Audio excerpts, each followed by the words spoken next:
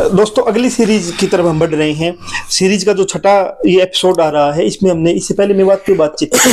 अब रेवाड़ी के बारे में हम बात करना चाहते हैं। रेवाड़ी में राव तुलाराम के नेतृत्व में संघर्ष किया जा रहा है, या ग्रामीण इलाके में कितना वो संघर्ष है, या एक राजा का ही संघर्ष है, तो उसके बारे में हम बात करेंगे। बाकी हिस्सों में जिस प्रकार से आम पब्लिक लड़ रही है, तो रेवाड़ी में भी शायद आम पब्लिक लड़ रही होगी, तो उसको ऐतिहासिक नजरिए से कैसे देखते हैं।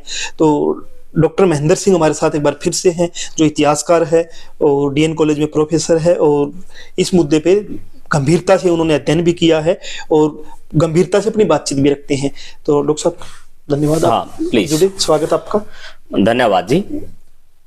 जब मैं 1857 की लड़ाई को और अहिरवाल के संदर्भ में देखता हूं, बहुत बार जो हमारा अपना दृष्टिकोण है उसमें हमारा देखने का नजरिया या किसी चीज को समझने का नजरिया इतना व्यापक नहीं होता जितनी समय की आवश्यकता होती है। तो इस पहलू पर विचार करते समय अहिरवाल मेरे लिए सिर्फ एक क्रांति का घटनाक्रम नहीं, बल्कि कई मायनों में भावनात्मक तौर पर, युद्ध की जो रणनीति है उसके तौर पर, नेताओं के तौर पर बहुत कुछ अर्थ रखता है। तो ऐसा तो ये स्वीकार हम करना हमारे लिए बहुत मुश्किल बात है कि जज्जर में लड़ाई हो और उसके आसपास के लोग सो रहे हों, मेवात में लड़ाई हो और अहिरवाल के लोग सो रहे हों, ऐसा नहीं है। लेकिन फिर भी कई बार क्या होता है, जब आदमी मजबूरी में खुद होता है तो वो सहायता करना उसके लिए दूसरी बात हो जाती है, अपने लिए अस्तित्व बचाना उसके लिए पहली बात हो जाती है। तो इस कड़ी में जो अहिरवाल की लड़ाई है उसमें मुझे 4 राव बंधु एक दूसरे के साथ कदम बढ़ाते हुए दिखते हैं, जिनमें राव तुलाराम हैं, राव किशन गोपाल हैं, राव गोपाल देव हैं और राव तुलसीराम हैं। 4 ये वहां के 4 मुख्य लीडर हैं, नेतृत्वकारी। हाँ। और विशेष बात यह है इन चारों की कि इनमें से यदि हम 1857 से पहले की बात करें, जैसे राव गोपाल देव हैं और राव तुलाराम हैं, राव किशन गोपाल हैं, इनके पारिवारिक रिश्ते कोई बहुत अच्छे नहीं थे, यानी किसी न किसी चीज को लेकर मतभेद था। लेकिन जब ये इस मोर्चे पर आए तो इन्होंने वो चीजें कहीं उभरने नहीं दी। फिर ये दोस्त बन जाते हैं। दोस्त ही नहीं बल्कि दुश्मन के खिलाफ इकट्ठा होते हैं और ऊपरी तौर पे नहीं होते, बिल्कुल अंदर से जाके उस मुद्दे पर जाते हैं। तो क्योंकि विषय विस्तृत है और कुछ पेचीदी बातें भी है जिसका मैं बाद में भी जिक्र करूंगा, जब हम मेरठ का घटनाक्रम देखते हैं तो मेरठ से एक नारा लगा था, दिल्ली चलो का। तो उस दिल्ली चलो के नारे में लीड करने वाला जो व्यक्ति है वो नांगल चौधरी का राव किशन गोपाल है। मेरठ में से जो लीड करने वाले लोग थे, यानी दिल्ली का आइडिया देने वाले लोगों में वो व्यक्ति था। और रागणी ये कहती है कि राव किशन गोपाल मेरठ का कोतवाल था और वो वहां से लीड करते हुए इनको दिल्ली के लिए तैयार करता है और ये आते हैं। और 11 तारीख को दिल्ली पर कब्जा और 12 तारीख को बहादुर शाह जफर की ताजपोशी करवा के फिर ये अहिरवाल में आ गया। तो अहिरवाल का जो घटनाक्रम है, ये राव की जिसकी आप बात कर रही है वही है ना, जो आर्मी के अंदर था, जिसने फौजियों को उकसाया था। हाँ, वही की बात कर रहा हूं मैं। लीड किया था कि जब फौजियों को फांसी की बात से चल रही थी, तो हाँ, उस समय हाँ मेरठ में जो वही उसी की बात करें। तो ये 13 मई को जो है, जो गुड़गांव का घटनाक्रम है, उसके साथ जुड़ता हुआ आगे बढ़ता है। 17 मई को मेन घटनाक्रम रेवाड़ी में होता है। और रेवाड़ी जो है तहसील थी, वहां भी एक छोटा सा खजाना था। इनको 8364 रुपए वहां पर उस खजाने में मिले। रेवाड़ी तहसील है दिल्ली की, गुड़गांव की। गुड़गांव जिले की। और उसका एक खजाना, उस खजाने से इनको 8364 रुपए मिले और वो इन्होंने बहादुर शाह जफर को भेज दिए। और फिर इन लोगों ने चारों ने मिलके एक मोर्चाबंदी की और उस मोर्चाबंदी को इन लोगों ने आगे बढ़ाया। तो अल्टीमेट रेवाड़ी जो है वो 17 मई को अंग्रेजों के हाथ से निकल गया और व्यवस्था जो है वो राव तुलाराम ने संभाली। और वहां पर एक जगह है रामपुर, रेवाड़ी के अंदर है। रेवाड़ी में एक किला है रामपुर में, और उस किले का नेतृत्व दिया गया राव तुलसीराम को। पब्लिक को इन्वॉल्व करने की जिम्मेदारी ली राव गोपाल देव ने, और सेना को लीड करने का काम लिया राव किशन गोपाल। तो 4 लोग साधन संसाधन अन्य इलाकों के साथ संबंध की ड्यूटी राव तुलाराम की, सेना का राव किशन गोपाल, जो इसको किला है वो राव तुलसीराम, और पब्लिक को जोड़ने की जो भूमिका है वो राव गोपाल देव की रही। तो यूं जो घटनाक्रम है वो आगे बढ़ता है। और पूरा का पूरा जो मई का हिस्सा है, जून का हिस्सा है, जुलाई का हिस्सा है, उसकी हमें लगातार जानकारी मिलती है, सूचना मिलती है। बहादुर शाह जफर के साथ कोरस्पोंडेंस होता है, उनको साधन प्रोवाइड किए जाते हैं और उनका जो मान सम्मान है एक शहंशाह के तौर पर वो स्वीकार किया जाता है। और ये इलाका अपनी तरह से लीड करता हुआ आगे बढ़ता है। लेकिन फिर वही सवाल कि अंग्रेज जब अपने आप को दिल्ली पर कब्जा करने की दृष्टि से आगे बढ़ रहे होते हैं तो इस इलाके के साथ भी वही होता है। 20 सितंबर तक उन लोगों को कोई फुर्सत नहीं है कि वो किस इलाके की बात करें। जैसे ही 20 का टारगेट दिल्ली है, पहला काम दिल्ली है क्योंकि दिल्ली को कब्जा करें। हाँ, तो दिल्ली दूसरी जगह भी बिल्कुल, जब तक दिल्ली पर कब्जा नहीं होगा इस आसपास के इलाके को कब्जे में नहीं लिया जा सकता। तो ये चीज फायदा भी नहीं लग रहा है बिल्कुल रणनीतिक तौर पे। हाँ जी। तो ऐसे में क्या हुआ, 6 अक्टूबर को पहली बार सावर्स, जिसका मैं मेवात के संदर्भ मेवात में भी, हाँ, तो वो व्यक्ति इस इलाके में आता है और उसने अप्रत्याशित तौर पर बिना किसी तैयारी का मौका दिए रामपुर पे हमला कर दिया। और रामपुर पर लगभग 3 साढ़े 3 घंटे के संघर्ष के बाद वो जीत गया। और फिर उसने वहां पर जो सामान था उसकी रिपोर्ट बनाई, सरकार को भेजी। पूरी सरकार के दृष्टिकोण से वो बड़ी सनसनी फैलाने वाली रिपोर्ट थी कि इन लोगों के पास अच्छे हथियार थे, अच्छी किस्म का बारूद था, और वो तो यहां तक लिखता है कि इनके पास 1-2 तोप भी थी और शायद बंदूक भी सेलेक्टेड तौर पर यहां थी लोगों के पास। और वो भौचक्का रह गया कि मैं यदि ज्यादा बड़ी सेना के साथ यहां नहीं आता, शायद रामपुर जीतना मेरे लिए मुश्किल संभव नहीं था। तो वो इस बारे में क्लियर करता है। लेकिन उसके बाद ज्यादा आगे नहीं बढ़ पाया वो रामपुर से और वापिस हट गया पीछे। इसके बाद 8 अक्टूबर को उसने दिल्ली से और ज्यादा सपोर्ट मांगे और दिल्ली से तकरीबन 7 या 8 अलग अलग सेनापतियों का दल वो इस इलाके में पहुंचा और उन्होंने अलग अलग गांवों को पॉकेट बनाकर हमले किए। लेकिन अल्टीमेट अक्टूबर के लास्ट तक ऐसी कोई जानकारी नहीं मिलती कि वो निर्णायक लड़ाई कोई कर पाए हो। 6 नवंबर को उन्होंने रेवाड़ी के ऊपर पूरी तरह से कब्जा कर लिया, आसपास का इलाका उनके कब्जे में आ गया।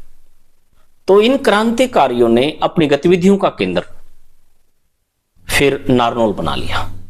रेवाड़ी से शिफ्ट हो गई, पीछे हट के नारनौल। ये नारनौल आ गए और अंग्रेजी जो सेना है वो यहां पर आगे बढ़ती है।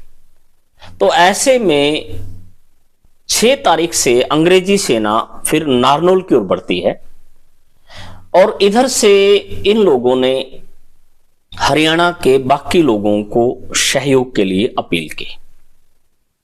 झज्जर के नवाब ने सहयोग दिया, फरुखनगर के नवाब ने सहयोग दिया, बहादुरगढ़ वाले ने साथ दिया, हुक्मचंद जैन, मुनीर बेग, हिसार के मोहम्मद आजम, शाहबाज बेग, रुकनुद्दीन, इन लोगों ने साथ दिया और कुल मिला के एक बहुत महत्वपूर्ण भयंकर लड़ाई, जिसको हम हरियाणा इलाके की सबसे महत्वपूर्ण लड़ाई मानते हैं, 16 नवंबर को नसीबपुर में होती है। नसीबपुर का जो बहुत बड़ा एक नाम आता तो वो लड़ाई 16 नवंबर 1857 को होती है और लड़ाई के जो आयाम हैं इतने खतरनाक थे, इतने महत्वपूर्ण थे। तो लोगों को ये कहकर तैयार किया जा रहा था कि ये ढोशी का नहान है। ढोशी वहां पर पहाड़ी है, ढोशी की पहाड़ी है और पहाड़ी पर कोई मंदिर है और उस मंदिर के प्रति आस्था है उन लोगों की। तो गायक यहां तक कहता है कि जिसने मां का दूध पिया है वो लड़ाई के मैदान में आ जाओ, जिसको प्यारा लगे किशन गोपाल वो युद्ध में आ जाओ, और जिसको घर लगता है वो घर जाए। लेकिन ये ढोसी का जो पहाड़ है या नसीबपुर की लड़ाई है, ये कत्ल की लड़ाई है और हम इसी को इस दृष्टिकोण से देखते हैं। तकरीबन आर पार की लड़ाई का कहीं न कहीं नारा दिया गया वहां पे। 6-6.5 घंटे निर्णय नहीं होता है, मतलब इतना कट के मरते हैं लोग। स्थिति यहां तक आ गई कि फिर अंग्रेज सेना प्रति घंटा बढ़ती गई और नया ग्रुप आता गया, तो ये लोग हार गए। शाहबाज बेग, मोहम्मद आजम अंडरग्राउंड हो गए।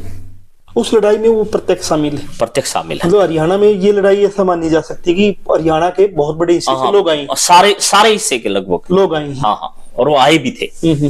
तो उसमें राव गोपाल देव अंडरग्राउंड हुए, राव तुलाराम जो है वो भी अंडरग्राउंड हुए। उस समय राव तुलसी मारे गए, राव किशन गोपाल भी मारा गया, दोनों शहीद हो गए, दोनों शहीद हुए।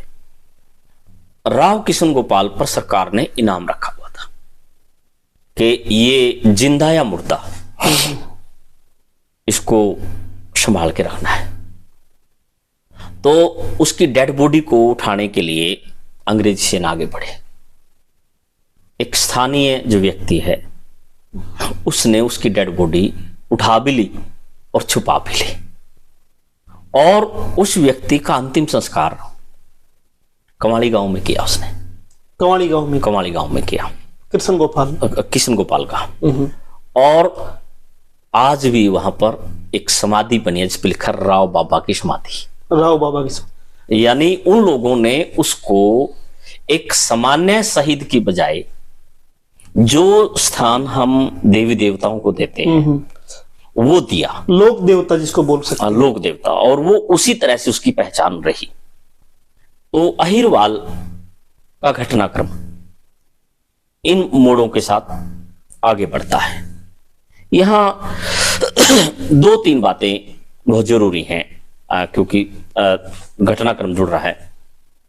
राव गोपाल देव वहां से निकलकर आगे की जिंदगी उन्होंने उदयसर में गुजारी, और उदयसर ये बीकानेर के आसपास का, तो उस इलाके को छोड़ के उन्होंने अपने आप को अंडरग्राउंड किया और वो इस तरह स्थिति में रहे। राव तुलाराम ने अभियान जारी रहा। पहले वो राजस्थान में गए, सहयोग लेने की कोशिश की, नहीं मिला। फिर उन्होंने तात्या टोपे से संपर्क बनाया। झांसी रानी के ग्रुप के साथ भी उसका वास्ता रहा, और रानी झांसी के बाद वो तात्या टोपे के साथ वापिस फिर आए, और तात्या टोपे के जो है बंदी बनाए जाने के बाद उनको यहाँ पर कोई रास्ता जब दिखाई नहीं दिया तो फिर वो देश छोड़ के अफगानिस्तान चले गए, और वहां पर उनकी 23 सितंबर 1863 को मृत्यु हुई। ये बीमारी के कारण हुई। और प्राण तजे राव साहब ने बिना दवाई बिना पानी, तो ये रागनी गाती है इस बारे में। तो ये एक पहलू है। एक और चीज शायद मैं बहुत सेंसिटिव है लेकिन फिर भी टच कर रहा हूं। एक आरोप लगता है राव तुलाराम पे कि उन्होंने माफीनामा दिया। ये बहुत बार अभी पीछे भी एक मुद्दा मुद्दा बनाया गया, क्योंकि माफीनामा दिया। तो क्योंकि उन चीजें मैंने आपको पहले भी कहा था, फिर जस्ट उसको दोहरा रहा हूं कि 1858 से लेके 1862-63 तक 90 से ज्यादा ऐसे स्कॉलर हैं अंग्रेजों के जिनसे कह के इतिहास लिखवाया जाता है। उनको कह कर इतिहास लिखवाया जाता है, इस प्रकार इतिहास लिखना है, और भारतीयों के लिखने पर रोक।